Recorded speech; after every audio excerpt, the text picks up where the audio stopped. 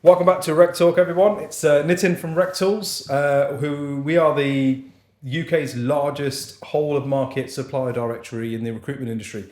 I'm really pleased. My guest today is the former CEO and founder of Hiring Hub, Simon Swan. Thanks for inviting me. Good to be here. Thanks for being here, mate. No, so I've been looking forward to this one because I think there's a lot to kind of unpack and uncover and sort of go through. But start by telling me a little bit about kind of where the concept of Hiring Hub came from, because it really is a disruptor product, or certainly was a disruptor product when you first took it to market, wasn't it? Yes, yeah, definitely. I think, well, we didn't want to be disruptive. We wanted to kind of enhance the market rather than completely disrupt it. But I guess the idea was, there was two of us, me and my co-founder, Sarah. Sarah was a recruitment consultant, and I came from outside the industry. And Sarah was kind of... I think, she'd been doing recruitment for 6-7 years and was just like tired and fatigued, wanted something new, and felt there was probably a better way. Mm-hmm. And was also, this is around the time, this was after Money Supermarket had come in and improved car insurance or home insurance, etc. And after Booking.com and Skyscanner and all those, so the way that you were booking flights and finding hotels or restaurants or insurance had completely changed by marketplaces. So it was Sarah that originally wondered if you could bring lots of recruitment agencies together on one single platform and organise them in a way, kind of using data and reviews to help employers find them and then work with them. You know, could that work? Was the question. Because that concept's been tried since a few times in terms of like a directory of recruitment agencies that are rated or whatever, and it just never seems to kind of it's work. It's bloody hard. Yeah. I think that's one reason. It's subjective. And it's hard because, well, there's some objective measures you can put in terms of tracking performance data and obviously collecting reviews, and that was key for us because we wanted to celebrate really good recruitment agencies and build a meritocracy, and it'd be about reputation and trust, so that the best ones could flourish. Because I came at this from an angle of using larger recruitment agencies in the past, in a previous life, and being really quite frustrated at how rigid, slow, and expensive they were. And then my experience using a smaller kind of boutique recruiter was completely different. Yeah. And really impressive. And so we both came at it from an angle of like, can we get boutique, SME, independently owned, typically recruitment agencies onto this platform? The challenge is liquidity. So getting enough, or getting a job in the first instance, getting a job, and then finding a recruiter to work it, and then vice versa, having recruiters so that when the jobs come, we can say confidently to employers, yes, we have recruitment agencies that can fulfill that.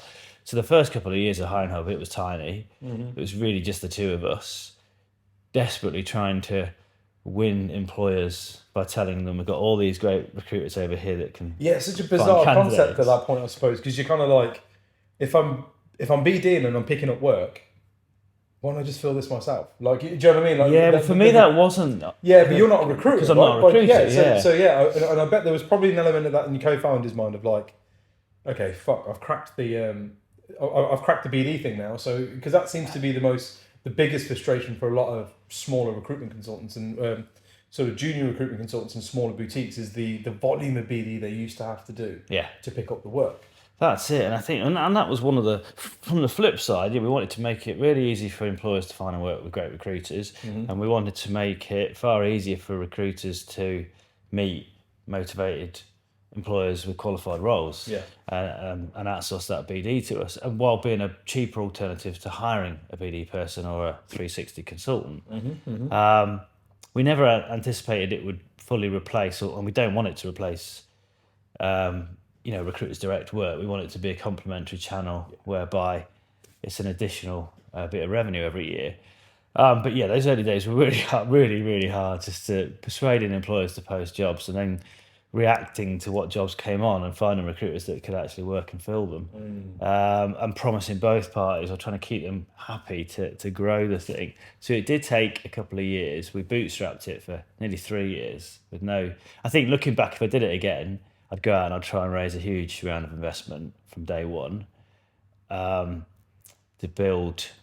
go harder on the marketing straight away. Yeah. I think to try and bootstrap a marketplace, it was just naive, but we didn't know what we were doing at the time. But the learns you get from that, though, kind of position you better for when you do. It's almost like that's the trial run. Because I know what you're saying. We had this with RecTools in that we bootstrapped it and paid for it essentially by my old recruitment company. Yeah. And we made a lot of mistakes and a lot of kind of rabbit holes that we went down. And like, no, this isn't the right way. We need to go back and kind of redo it and whatnot. And actually, the lack of brand awareness and the lack of kind of product awareness at the time probably played in our favour, because we were able to do those stupid things and make those silly mistakes and then go back and kind of reposition the product. And now we're at a point where actually we're going out and we're looking to raise and kind of go down that route, because I'm finally at a point where I'm like, no, this is now ready. Yeah. Like, we've done all the tripping up and like, now it's time for the what to do.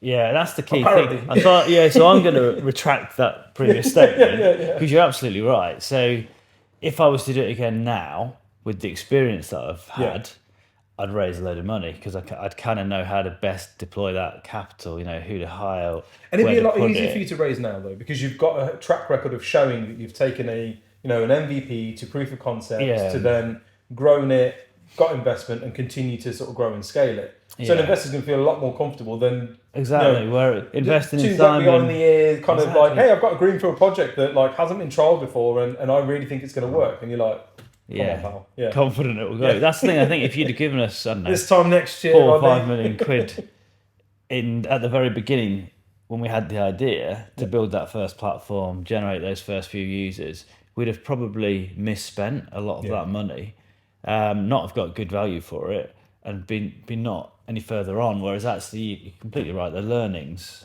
early days are important, and actually that's there's a good lesson in that, I think, for people that are considering starting something, particularly a technology business, and is that you if you can keep it lean and inexpensive as you get off the ground, to make those mistakes, to figure out how to acquire a customer and how you go to market, get something working. And development cost as well. It's such a massive amount, which is ironic, because actually in the kind of world that we're heading into now, with AI, it's different, isn't it? Well, there's all these no-code tools now. This is it, right? You can almost build a proof of concept product or an MVP that can service a solution and trial it. Yeah. I was speaking to a group of developers the other day, and these guys had coined this kind of MVP validator concept, where they were like, because of the no-code, low-code tools that are out there, we're now working with founders and going, okay, we'll validate this MVP. So let's build a very, very functional but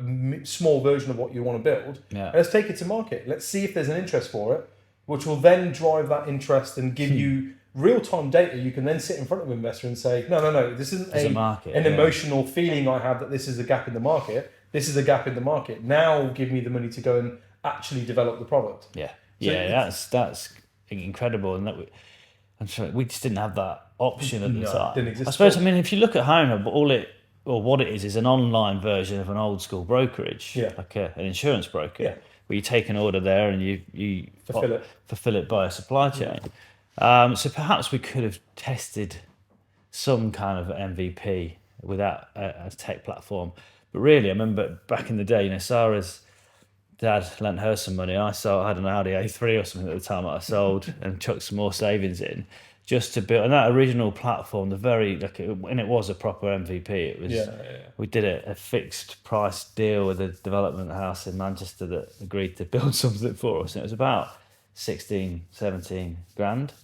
Whereas now, you get these no-code tools, particularly with marketplaces, and you can spin it up and get your foot in there and figure out those go-to-market ideas to see what works and what doesn't before you raise. Which actually, if you're going to raise investment, is a hell of a lot more appealing for those investors to hear that you've validated your idea. I was watching Dragon's Den last night, and the people that do win investment are the ones that have got some track record of sales. Effectively. Can prove as a concept here. Yeah, that's it.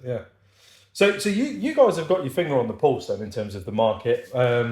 generally speaking, the trend is, or the kind of the conversation that certainly I'm having with the people that I deal with on the RecTalk side is that 2023 was a very tough year for recruitment agencies, and there are exceptions to that, and that's not to take away from those people, but by and large, a lot of people seem to have struggled. Yeah. Did you guys see that trend on your platform, and what do you think was driving that? Because 2022 was like off the races, wasn't it? That was part of the problem. I think 2022 was a bubble. When you look back retrospectively now, with hindsight, it was coming out of COVID. Employers that had sat on their hands and just waited to understand what the new world looked like, post-COVID, began to hire with velocity. They really did. Yeah. Certain sectors like digital and IT or in tech, and the salaries that were increasing at such a rate too. So I think a lot of companies, a lot of recruiters staffed up and grew their businesses alongside that growth. And then, if you take 22 out of the stats and you look at vacancies across the UK and all the bar charts, we're kind of back at 2019, 2018 levels, if not slightly ahead. Mm-hmm.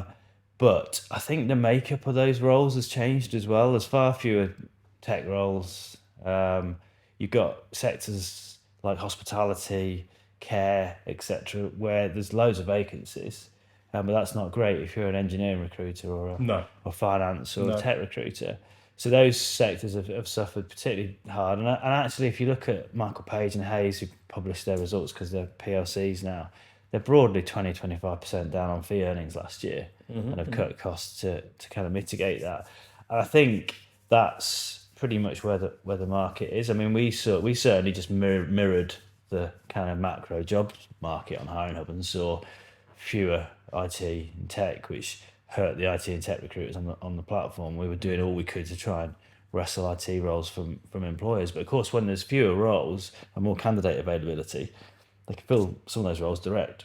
What do you think that was? That over hiring, or is that displacement due to AI, or a combination of both? No, I don't think AI has really had its impact yet on jobs. I think it was a mixture of overhiring and therefore that market cooling, but equally just from an economic perspective, the world has changed significantly over the last 12 to 18 months, whereby interest rates were at, what were they, 0.25%, I think, and now they're at 5 or 5.5%.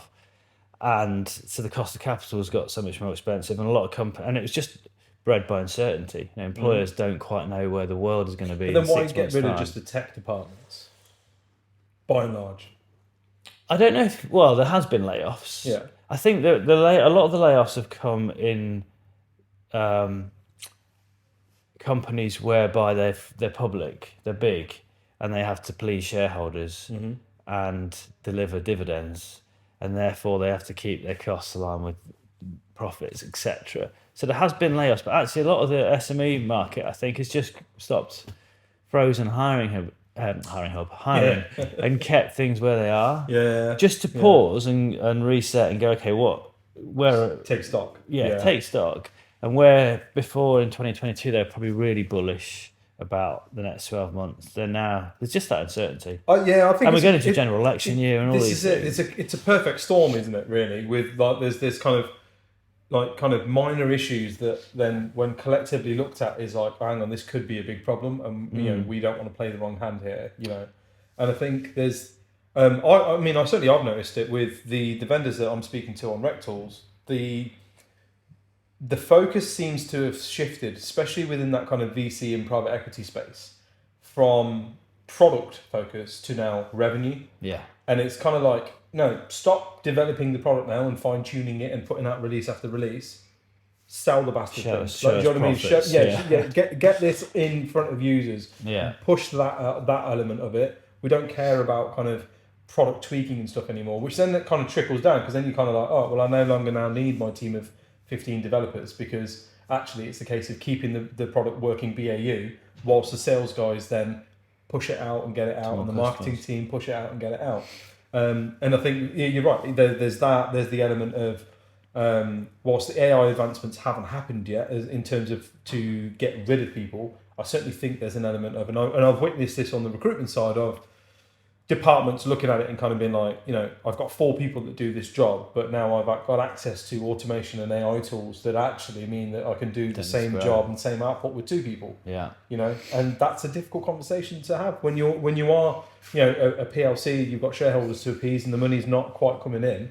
You can't sit there and be like, yeah, but I really like Greg, Exactly. Sorry, Greg, you got to go. I'm not sure, bar from like maybe the Silicon Valley big tech firms, I'm not really sure we've seen that develop yet. No. Because I don't, and this is me being subjective, I don't know necessarily whether the companies have actually realised or have deployed AI yet enough to know the gains and productivity they might achieve over the next 5 years. But it's certainly going to be an interesting ride. Yeah. And it's either going to see a massive uptick in productivity and things just get built faster by fewer people, so you can maintain the same headcount, but do more. But then if the market and the economy can't keep up with that, then there could be another secondary wave. But I kind of think it's more the former. I think by the time the heads of people and the boardrooms, I hope so. Yeah, I think by the time the boardroom realise that it's time to cut people because we can do the same amount of work with 50% fewer people, then the techies will have hopefully built and improved the product so much, using all the co-pilot tools and everything else now that,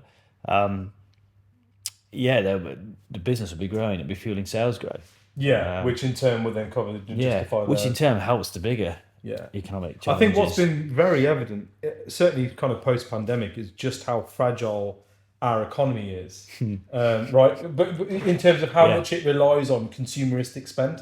Yeah. And sort of, there's a lot around kind of this push to go back to the office now and that kind of thing. And simplistically, people will be like, oh, well, it's down to productivity, whereas the figures don't show that productivity's dipped off. What the figures do show, however, is that the economy is struggling because people aren't spending. There's no coffees being bought, there's no lunches being bought, there's no time being spent in the pubs and that kind of thing, and that all trickles down. And I think on a bigger scale, it just sort of shows how, as I said, fragile the economy actually is. Yeah. And so by even entertaining the concept of displacement of jobs due to AI, I think there'd be like ramifications in the long run, right? Because you're kind of like, who's going to buy? You can have the best products in the world, but if people ain't got jobs and they ain't got the money to buy your product, they ain't going to buy your products, right? No. And if you're in that B2B space and those customers for your B2B customer are struggling because they're not seeing the sales on their end, well, your product's useless to them. Absolutely, yeah. Although I feel like there's some green shoots. I'm going to be optimistic again. Even in the press this morning, one of our clients actually on the beach in Manchester, and holiday bookings are always a good indication of consumer confidence. Yeah. If you're booking a holiday now to go away in August, then you're confident that you're going to keep your job and keep up your mortgage payments and that through that period. And they're saying they're going to beat their earnings predictions this year, and they've had a great start to January, which again is indicative of hopefully some optimism, positivity in the consumer spending economy. So, or is that just spend that is currently happening within the economy shifting? And the reason I say that is because, so I've got a property that I rent out as a holiday let up in the Lake District. Yeah. We had the best year post-pandemic. 2021, 2022, bookings galore. 2023, things started to dip off kind of midway through the year. And this year, whereas our summer would by now be booked out and people would be booked out for kind of the Easter break and that kind of thing, it's not. And it's not just our property, it's quite a few. And it's almost like, okay, those who were doing the staycations, are they now going abroad? And when you couple that in with on the beach as an example, going, we're having the best year ever, it's almost like that's just a reallocation of spend, isn't it? It is, but I wonder is that I'm shitting all over your optimism. Yeah, well, I think is that because the recruitment agencies reporting. I feel like they're not the canary in the coal mine, but that's kind of like lags the markets and what they've had. When Hayes and Michael Page are laying off 20% of their workforce and saying that fees are down 25%, that's almost a lagging indicator. Whereas what consumers are doing now, and their confidence. Completely agree. Yeah, most people are relatively confident that interest rates have peaked and they're likely to come down over the course of this year. That seems to be the rhetoric, right? Which hopefully eases the financial conditions, which means employers can be a bit more confident and start to plan. Which all trickles down to this industry that we're in, right? There's been a big drive within the recruitment industry, UK based, for a desire to want to place fees abroad. Yeah. So people wanted to break into that US market. People wanted to break into that European market. Now I know that when you kind of passed the baton on from the CEO role, at the same sort of time, you guys were in conversations with, I think it was Nordic kind of businesses and that kind of thing. Talk me through sort of the decision to kind of diversify or go global with Hiring Hub, and is that an indicator as kind of, is that the direction that recruiters should be going? I don't know necessarily for all recruiters, but certainly opportunities. We're doing it off the back of customer interest. We have a couple of clients that are already operating in, certainly in Germany, Nordics, and other places in mainland Europe. So by their request, we've gone into those markets. And we're actually seeing really good traction there. And they are, the Nordics less so, but certainly Germany is, it's a huge market and the fees are incredibly good. Yeah. So I can understand why it's really attractive to recruiters. Now, have they got a preference to use local agencies, or are they open to using? They have obviously their preferred suppliers in the region, but they are very open-minded about working with UK-based recruiters. And in fact, before we had the conversation with one particular client about the Nordics, they were already using UK. Culturally, there's some differences. They think UK recruiters are a bit pushier than their friends in Sweden and Norway, etc. But and there's actually some fundamental differences with how they, typically, certainly in the Nordics, there's a lot of retained, it's probably 50-50 in terms of contingent fees and retained fees. Exclusivity's big. So often they'll give a recruiter exclusivity and 3 retained payments through to placement, versus the normal kind of UK contingent fee on success model.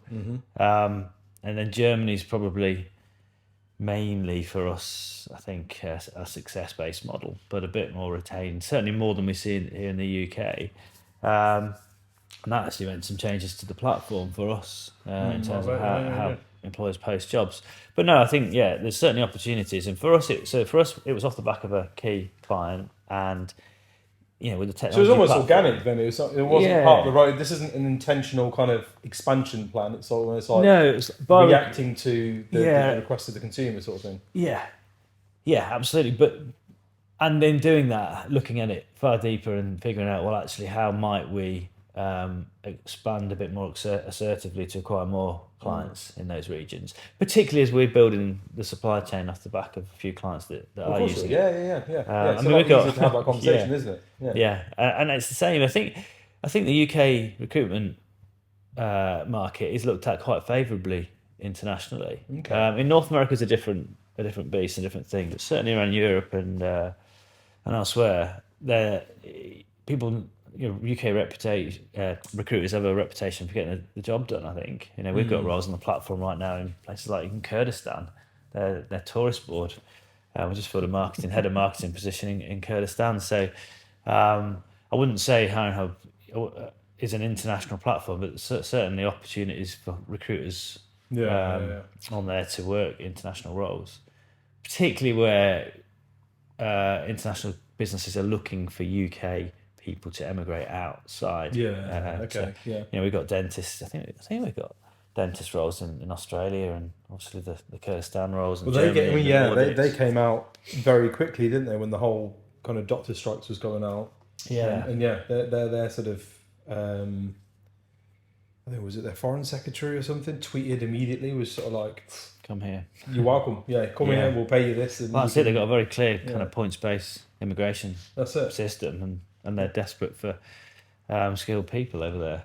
And it's a relatively attractive place to go and work, which is why there's so many UK recruiters there actually as well. There's big market for that. And it kind of mirrors our market too, like in Australia. Okay. So what do you think the next 12 months are going to be like then within the recruitment industry, based on kind of access to the information that you guys have got? What are you guys predicting another 2023? You're expecting a 2022 or something in the middle? Yeah, no, I think the market was really quite subdued at the back end of last year, November, December particularly. But we've had a good start to January. And speaking to, we're doing a lot with ATS platforms at the moment in terms of integrations and partnerships. And it's just speaking to some of the people that run the ATSs, they're seeing job flow, job activity in Jan going into Feb. So I'm quite positive. I think the back end of last year was probably a lot of, like I say, a lot of companies sat on their hands waiting to see what might happen, just holding off and keeping their powder dry.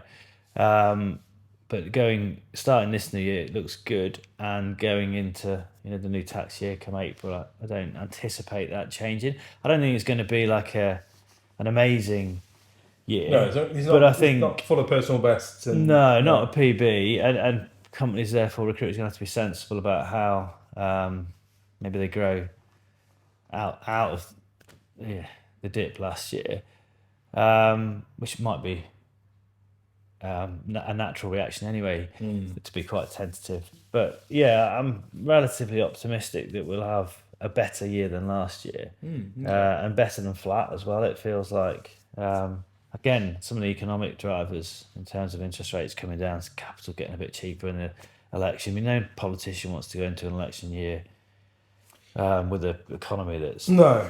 There's a lot going on at the minute as well, though, isn't there? And kind of that kind of political sphere. That's my concern. Well, that's a good point, though, because I can't see the Conservatives winning the general election, so you got to ask what... Well, they're on about shooting Rishi Sunak out now, aren't they? There are no confidence votes coming in and stuff, which again is a tactic. That's going to be a kind of, we need to put somebody that everybody's going to go, I'll vote for him. You know what I mean? So it's almost like a last hurrah that they're trying. The last ditch attempt. I can't see it. And you got to kind of consider, what does an economy and a jobs market look under Labour, and how might that impact recruiters, next year rather than this. And the answer to that is I haven't given that enough thought to really know. But yeah, I don't think this year will be worse than last year. No, that's fair.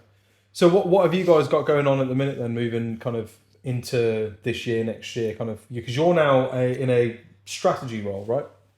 Yeah, I'm doing all the things now that I didn't have the time. So what can you tell us about then? It's quite exciting. I'm I probably wouldn't have done this, a year ago, because I was so operational and hands-on. We brought Ash in back in the last year, who's brilliant as CEO, and he's driving the business and operations, etc., which gives me a lot more time to, like I said, I've been talking to the ATSs about partnerships, integrations, so that to make it easier for employers to post their jobs onto Hiring Hub and find recruiters, and easier for those recruiters to send candidates back. The natural progression after that is to look at the recruiter CRM tools as well. We're doing a lot more events and content marketing this year. We've got another couple of things up our sleeve that I can't talk about that are really exciting. So primarily that's where I'm sat now, is looking at rather than going out and finding the next company employer that might post 10 jobs a month, I'm out to find the partnerships that can deliver hundreds of jobs each month. Okay, interesting.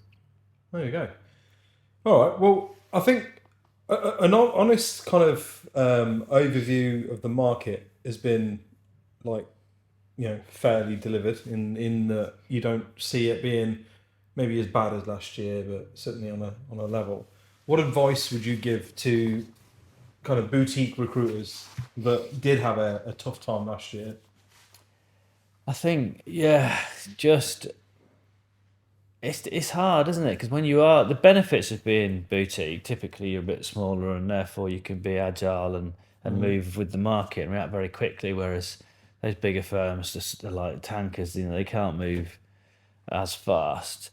So I would just kind of err on the side of caution. I think if it was me and I was running an independent recruitment agency with 5 or 6 people or 10 or even 20 people, I'd probably try and fill the bank with a bit of cash and keep that there just as a safety net, just in case things. It feels like, I don't think Q4 was particularly great for anyone last year. No. And while I am optimistic about the first half of this year, and even more so about the second half, I'd be keeping some powder dry in the bank in cash, just to react and make sure I can get through a few months of payroll if the market turned again, because it was quite. It didn't. Yeah. I don't know. Last time it felt. It's not just the tap turned off. Yeah, it was quite abrupt, and actually it takes months, not even weeks, to realise that, because you're riding this wave after 2022 of just job flow, job activity, and then it takes a couple of months to realise that those opportunities are just not coming through anymore. We had a few podcasts kind of over the summer where we were sort of talking to recruitment trainers and stuff, and the conversation was very much around people have got too used to delivery and not enough time is being spent on business development and relationship building. Yeah. And then as the year sort of progressed, we had a few other recruitment trainers come on, and then the conversation sort of turned into the general worry that recruitment business owners have got is that our guys have forgotten how to build those relationships. Like they literally just want to go, okay, this is what you need, scan the item and put it in the bag, right? And then kind of were like, I just don't understand, I'm not getting the workflow come through anymore. I could spec a candidate out and get 3 interviews and now I'm not getting any. And it's like, aha. Yeah, that's there's a problem it. here. But I think you needed fewer clients to get a certain level of roles. And also there was that, because the market was so buoyant, recruiters were having to hire more consultants. Yeah. Potentially junior ones. Yeah. Sit them on a 180 desk rather than doing full 360, because exactly. Because the job flow was there, and equally they might have committed to more office space or whatever to house those people because of the market was so good.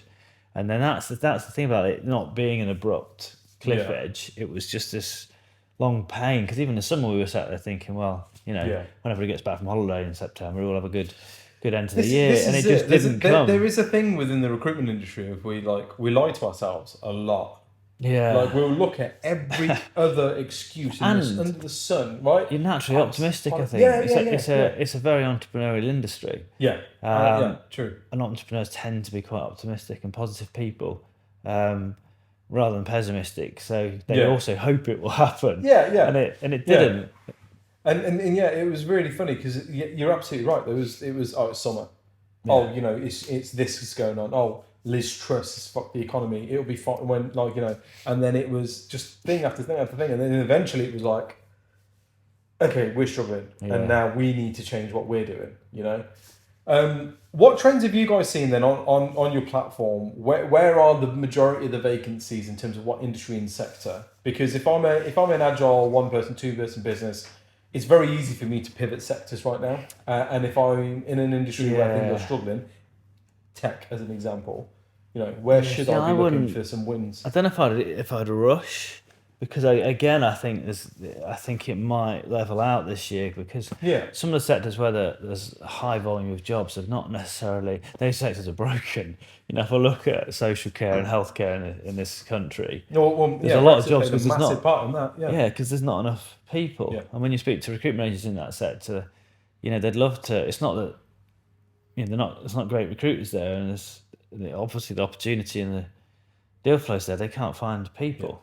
And the same in hospitality and other areas where, because actually I was on the train station, today coming to Coventry, and was it CV Library, big poster at the station saying, view or choose from 200,000 active jobs or something on the platform, and that's it. I haven't done any research on this, but I bet 150,000 of those jobs are fairly entry level, low level, and in those kind of sectors in hospitality. But I think there are, some of the bigger. I think all the head office functions, so sales, marketing, finance, legal, operational roles have been relatively resilient. I think tech's taken one of the biggest hits. Yeah. Partly because of that massive increase in hiring in 2022, and possibly also because the salaries went a bit crazy during that year too. Mm-hmm. So there's been some corrections then. But if I'm a boutique recruiter, am I moving into a new sector? Probably not. I think I'd still be in Sort of double down where you are. Double down, use the time to, as long as you've got your cost base right and you're not hemorrhaging money, then use the time to get better, systems in place, operations, do a bit more marketing content, build a new website, do the things that you've been putting off doing in 2022 because you were just too busy. And develop that reputation so that when it comes back, you're ready for it rather than go after some of the new sectors or look internationally, because there are opportunities, I think, in that seems to be a growing trend. There seems to be this big appetite to kind of want to diversify and sort of look at roles. America seems to be the one that everyone jumps to within the professional services world. Yes. They'll kind of go, but you're saying, European markets are just as buoyant at the minute, and the fact that retained is kind of on the table. Yeah. For at least half of those clients, that should make things a lot easier. Yeah, and obviously you got currency and everything in there, but the Europeans, they tend to value recruiters as a professional service as opposed to in the UK, I think we're often viewed as a necessary evil we're certainly not put on a pedestal next to accountants and lawyers. No. Whereas actually, in some places, it's viewed a legitimate professional service and valued as such, and therefore the fees are there. Yeah. There's definitely, I think, a shift or willingness from European employers to work with SMEs, and not just the big 4 or 5, which is positive. It's just finding those routes in, and I suppose the difficulty always traditionally has been you can't do it remote. You probably need to go there, set up a base, an office, a couple of people, someone a local that knows the area and has the relationships. Whereas what we're trying to do with Hiring Hub is remove that and give you're UK doing that thing for them, aren't you? You're doing we'll do the business development for you, And it might not be at scale in terms of enough to, but it could give recruiters confidence to go, okay, actually there is a market there, and if I had a presence, it's like it's like starting up any new desk, right? You need a vacancy to start with. Yeah. You get that one vacancy, you're going to find at least 3 suitable candidates. Now, only one of those is going to get that job, which leaves you 2 very good candidates that you could and should really be taking out to the competitors of that one client you picked up the job with and saying, hey, client A was interested in these 2 people. Have you got anything suitable for them?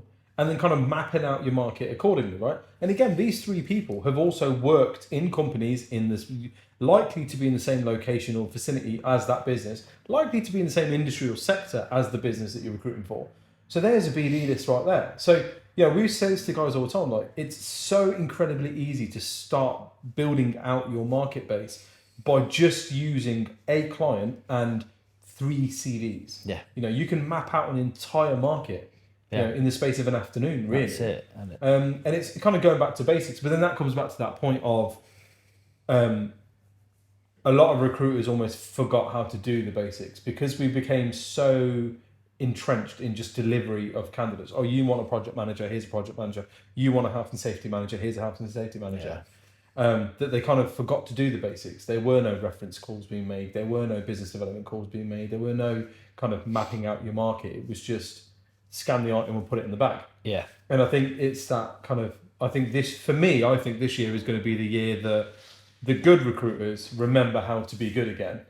And the ones who will struggle will, I think, eventually leave the industry because I don't think we're headed into any easier times. I think these guys are going to have to work a ton harder. Smarter, yeah, absolutely. But smarter and harder to even come anywhere near. I mean, we say all the time, right? The days of 150k bidder are gone. You used to hire somebody at 35k senior consultant, bring them in, and if they build you 150 grand, you would high five him. That's great. That's gone. Yeah. They don't exist anymore. And if they're doing 150k for you, the likelihood is they can do 100 grand for themselves, and they are. Because it's so incredibly easy now to set up your own recruitment business. Yeah. And then with platforms like yours. And all the tools are there. This is it. The tools that exist you've now. You've got incubators, you've got invoice finance companies, you've got sites like mine where it's like, oh, you want to set up your own business? Here's everything that you'll possibly need to set up that business. Yeah. And then here's some deals to get some discounts with it. And then you've got, here's a bunch of platforms you can sign up to. Yeah. So off they go and they're like, I've signed up to Hiring Hub. I've got my CRM. I've got my back office solution. My jobs are being fed to me. I've just got to do the basics. with the candidates that I'm working with to service these jobs, but then I can build out my market over here, and all that from my bedroom. Yeah, exactly. It's such and a that's the fun. I mean, interesting if you time. look at the latest not KPMG, REC trend survey, there's something like 30,000 recruitment agencies in the UK now. Yeah. Which is it's an incredible number. Yeah. And of those, if you look at the DNA of that kind of footprint, there's only a very small core that have over 92% are under 10 headcount. Yeah, that's it. So it's it's husband and wife teams. It's three mates in not necessarily a garage, but in a WeWork. That's it. That can and they typically they've done 5 or 6 years at a decent business, and they've learned the ropes. They've developed some relationships with key clients, and they've gone off and they've set up their own. And actually, I met with one of our recruiters just before Christmas, and she said something that sat with me. That I think she's probably six people. Mm-hmm. Do engineering and sales recruitment, and she said, I don't want to grow. I'm really happy. Yeah. 5 or 6 people. She has a great business, great lifestyle. There's no desire to go beyond that and have all the headache and stress of being 15 or 20 people or 50 people. And that's one of the beauties of recruitment. I think the difficulties they grow in line with the headcount. You know what I mean? It doesn't get easier. No, it definitely doesn't. It gets different, but not any easier. And actually, there's a lot to be said for that. And there's a lot to be said that recruitment is an industry that lends itself to that, which is you can see in those numbers, 30,000, and that's fantastic. We should celebrate that, perhaps. I think more than we do.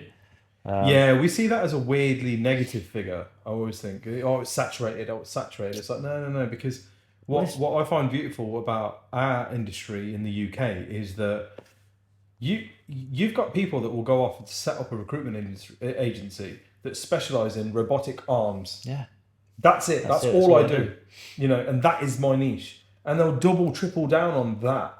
Whereas that doesn't tend to happen in kind of like other markets. No. They tend to kind of be involved in a bit of everything, or they'll pick a aerospace as a sector, and they'll do everything within aerospace. But in the UK, it is very much a no. I do optometry recruitment. Yeah, and that's what I do. That's all I want to do. I want to place optometrists. And there's a market for it. Yeah, and they'll make a living. Yeah, they'll make an absolute they'll make a very comfortable living doing that. Yeah. And so okay.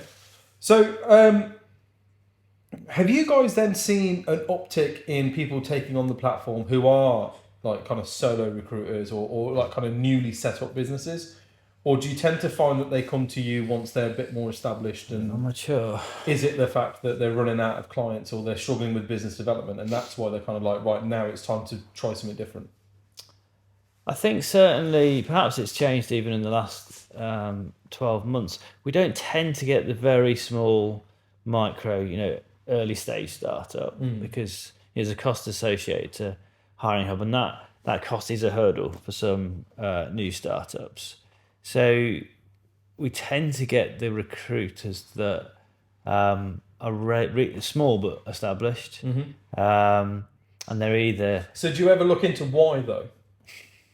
Why have they decided that now is the time? Often because it can't just be that your salespeople are that good that they're like, oh, no, it's often this sounds amazing. It's often that just after that extra trickle of new vacancies every month they can work. Particularly if they've got a couple of, junior recruiters sat there that can, or resources that need to be doing something, and the market was tougher. So, that's the core group. And again, they could specialise. They've got to specialise in an industry where we have the job flow, the consistent job flow to support them, which is fairly typical. Our probably biggest sector clusters are those IT and tech, sales, marketing, engineering, construction and manufacturing, and then professional services, where I'd lump all those kind of head office functions together.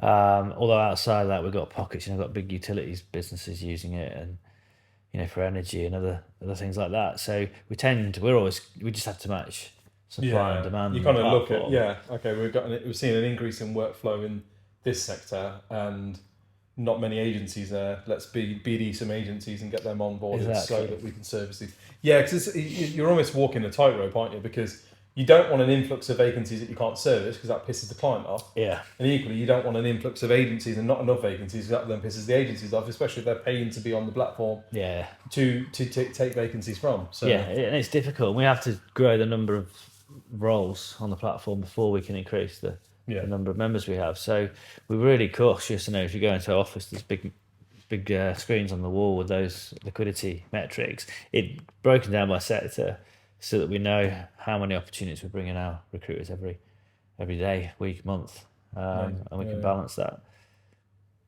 Sounds good. Right, so if anyone wants to jump onto the platform, get in touch with kind of your guys and find out more about Hiring Hub, here's your chance to plug it. Like, cameras there. This is the bit your marketing team would probably ask for. You know? Oh god, yeah. I don't know what I'd say. I mean, it's difficult, isn't it? I'm not a natural salesperson. It's not my problem anymore. I just go back to the reasons we set it up. It was around championing boutique recruiters, giving them a platform to collect reviews and data to show that they are good and trusted and professional. And for us, if we can open their world up to, we have, can I name clients? I probably can, because they're big. With clients like Henkel in Germany, SSE up in Scotland, that we're giving people with 2-3 people and Leatherhead or somewhere opportunities to work with those clients and fill their roles. Which they otherwise wouldn't have. Yeah. No, not off the PSL, and we're doing a lot more on our tools to help some of those clients bring their PSL on as well, manage it and lean on the marketplace, and they need to go outside of it too. So. That was the goal. Bring recruiters onto a platform and organise them to help employers find and work the best ones in the right moment. And it's a message I think that speaks to the employers as well, because actually when you do, I think the hardest thing for recruiters is often to get a foot in the door, because there are so many recruitment agencies and therefore recruitment consultants all calling quite a small pool of TA people and HR people. It's just noise. So to break through and get beyond a PSL is difficult. Even trying to spec a candidate in these days is getting harder and harder. And in some countries, like in Germany, that technique doesn't really work. It's very relationship led. So no, we want to break that down and almost steal jobs from the large recruiters like the Hayes and the Michael Page of this world and redistribute those roles to an army of small boutique specialists. That's always been our mission. Yeah, cool. Well, really appreciate you taking the time to come on today. Cool. No worries. It's been really cool. And do I need to do like a call to action kind of? I have a new behind the scenes guy who directs me on what to do now. I